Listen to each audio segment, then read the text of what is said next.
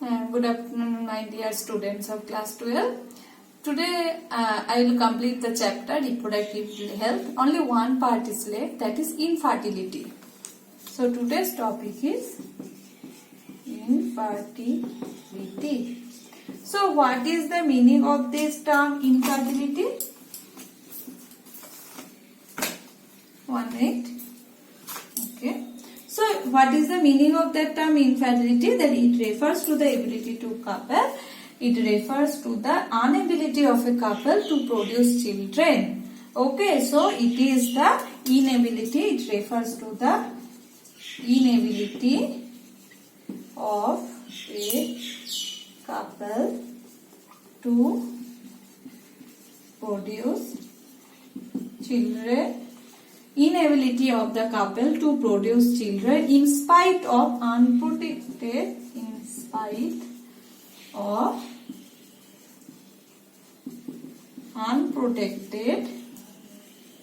sexual cohabitation.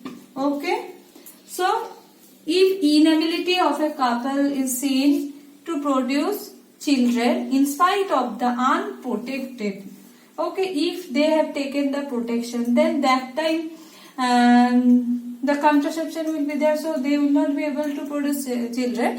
But if they have not taken any kind of protection at the time of sexual cohabitation or sexual intercourse, and they are not able to produce any children, that condition is called as infertility. Okay, so why infertility causes?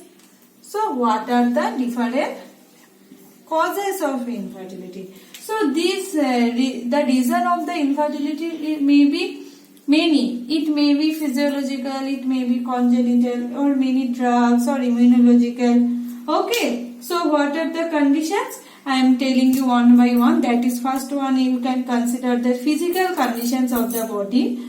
Number 2, congenital reasons. Okay, let me write these points. So, what are the causes of CAUSES? What could be the causes of infertility? So, physical state of the body. It may be congenital reasons, it may be diseases, it may be uptaking of drugs, or it may be immunological, or it may be psychological.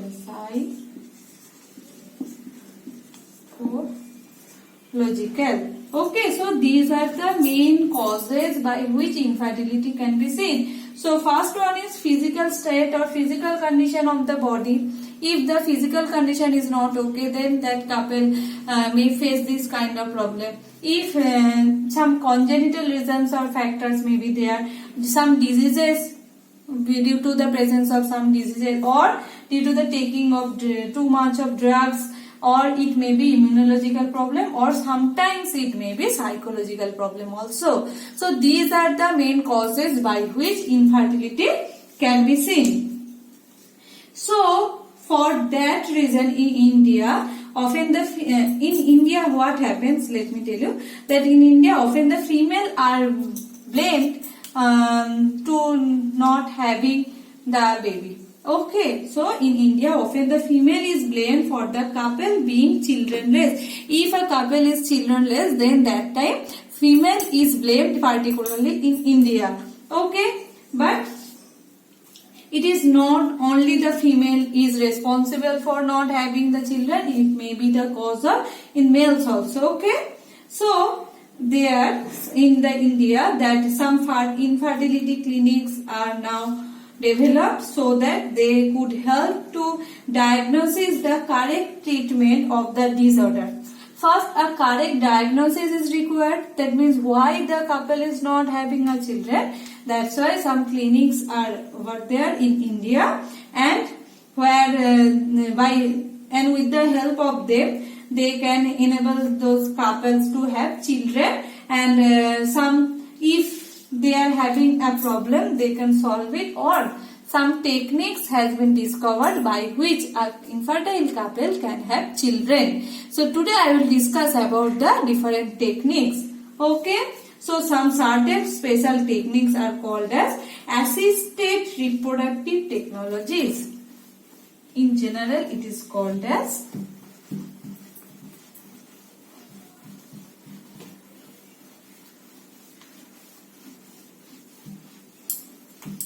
assisted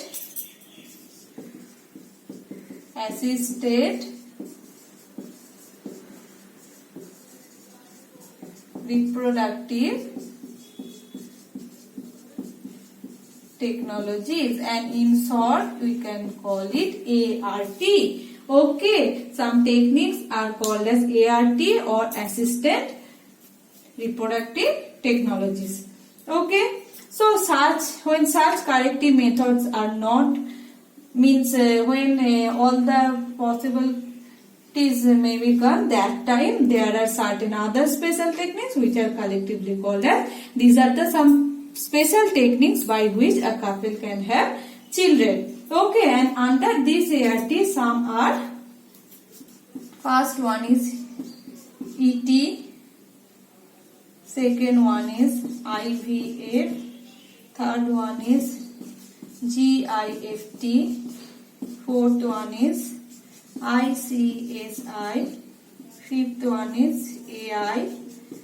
You have to know the full form of all these techniques. So ET means embryo transfer. Full form of ET means embryo transfer. Next one is IVF, in vitro fertilization. So in vitro fertilization, what is the full form of GIFT? Gamete intrafallopian transfer. Gamete intrafallopian transfer. So I am repeating: embryo transfer, in vitro fertilization, gamete intrafallopian transfer, and ICSI, intracytoplasmic sperm injection. Intracytoplasmic sperm injection. Intracytoplasmic sperm injection. And last one is AI, that is artificial insemination. A for artificial, I for insemination. All the full terms are written in your book. You have to remember the full name of these terms, because sometimes question may be asked from these terms also. Okay. So first I will discuss about the embryo transfer technique, or you have heard a term test tube baby. Okay, these two are under the test tube baby program. This program is commonly called as test tube baby program. So in vitro fertilization refers to the fusion of gametes outside the body of the female, but in almost similar condition to that of the body in the laboratory. Okay. So I am repeating: in vitro fertilization refers to the fusion of gametes outside the body, almost the similar condition which are present inside the body, but it will be under that laboratory. Okay, that's why it is called as test tube baby. Okay, and the next step of this, it is the embryo transfer. Okay, that means the embryo will be transferred. After that, embryo will be transferred to the female of the body of the female. So in that test tube baby program, ova from the wife or donor and the sperms from the husband or donor are collected and are induced to form a zygote, and in the stimulated conditions in the laboratory. So I am repeating: in that condition, sperms from the husband or donor will be taken, and the egg from the wife or donor will be collected, and they will be stimulated in the laboratory, appropriate conditions for providing appropriate conditions. Okay, and this is called as test tube baby.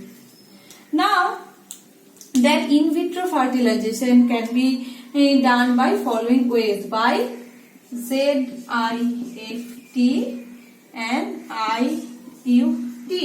Full form of ZIFT is zygote intrafallopian transfer. Zygote intrafallopian transfer, and full form of IUT is intrauterine transfer. Zygote intrafallopian transfer and intrauterine transfer. These are the full form of these two. So now in the laboratory, zygotes can be formed, and the zygote or early embryos up to 8 blastomeres. When there will be up to 8 blastomeres, the zygote or the blastomere will be transferred to the fallopian tube of the female. That's why it is named zygote intrafallopian transfer. Okay, it is the process is hidden in their name also. Zygote intrafallopian transfer, that means the zygote, the early embryo or the zygote, which is 8 blastomere stage, will be transferred to the fallopian tube of the female. And next one is intrauterine transfer, and in that case more than 8 blastomeres is transferred into the uterus and allowed to develop the further into fully formed fetus with regular professional help, okay, and medical care. And by this technique, normal baby can be born. Okay, so if it is up to 8 blastomere, then ZIFT will be done, and if it is more than 8 blastomere, it will be transferred to the uterus of the female, and the baby will be formed there. Okay, so embryo with more than 8 blastomeres are transferred into the uterus. Okay, so embryos are formed by in vivo fertilization, fusion of gametes within the female also could be used for such type of transfers. Okay, those females which cannot conceive. So this is another condition. So now you know what is test tube baby and what are the techniques done in that IVF and ET, and these two techniques are ZIFT and IUT. Next one is GIFT. Gamete intrafallopian tube transfer. So in that case, transfer of ovum collected from a donor into the fallopian tube of another female who cannot produce ova but can provide the suitable environment for development of the baby. I am repeating that one. What is the full form? Gamete intrafallopian transfer. So transfer of the ovum, that means ovum will be collected from a donor into the fallopian tube of another female. That means ovum will be collected from one female and that will be transferred to the another female who is not capable to produce the ova, but they can provide the suitable environment. I am repeating.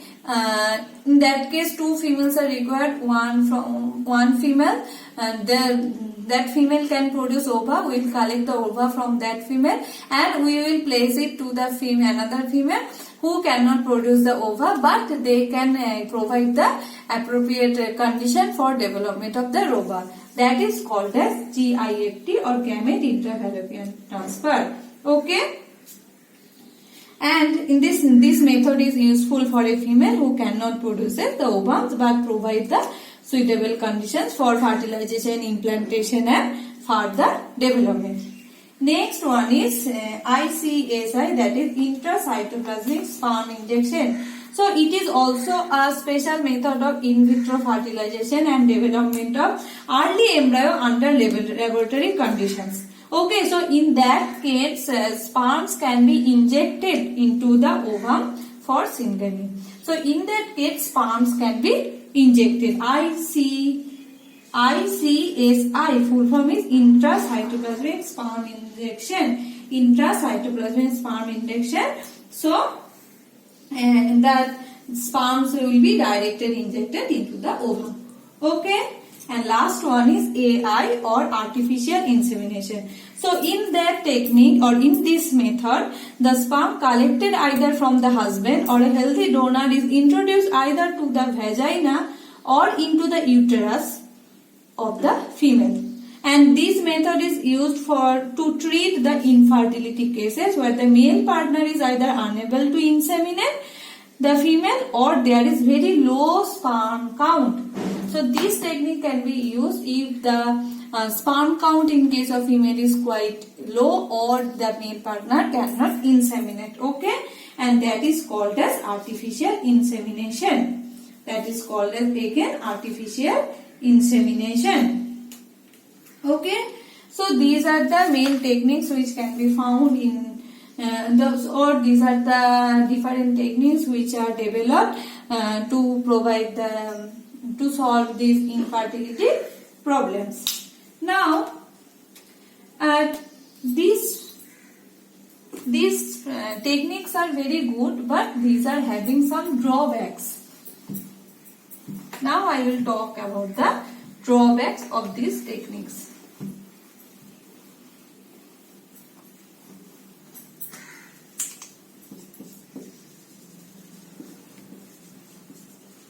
So drawbacks of this technique. So first drawback is that all these assisted reproductive techniques require very expensive instruments.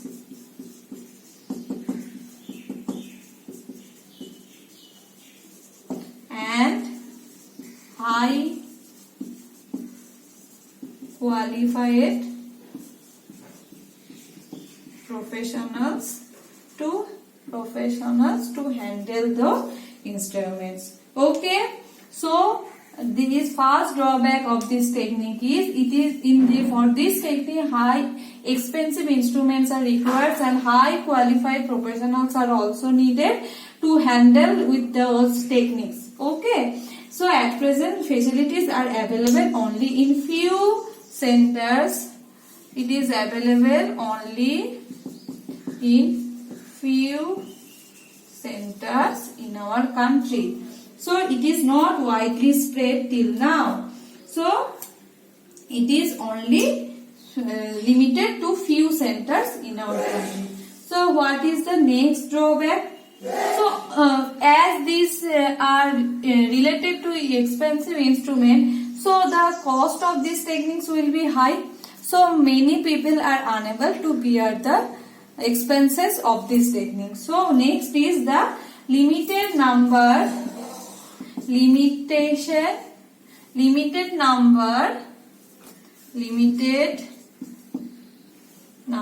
of people can afford this. So only limited number of people can afford this and to take the benefits of this technique. Okay, and what is the third cause? The third cause is that many people are reluctant to adopt this method for some emotional, regional and social reasons. Some social, emotional and regional reasons are also there. For that some people are reluctant to accept this technique. Okay, so these are the some limitations or drawbacks of this technique. The best method for these couples to have a child. So beside that we can conclude that the best method for these couples to have a child, to adopt a child, because in India we have many orphans and we have seen that many children are not having their home on parents. So we can adopt them legally. Okay, so for them our laws permit legal adoption, and yet one of the best methods are for couples to look those who are looking for parentation. Okay, so as we are having many orphanage homes, so it is another good way of having children because now many laws are present by which we can legally adopt a children. Okay, so these are all about infertility, its drawbacks, its ways. Okay, so with that we have completed the chapter reproductive health. So as you know that in your revised syllabus some chapters are not in your syllabus. So next I will see that which chapter is in your syllabus and I will start most probably principles of inheritance and variation. Most probably in my next class I will start with the chapter principles of inheritance and variation. Okay, where we'll talk about the Mendel's. Okay, so for today that's it, and thank you.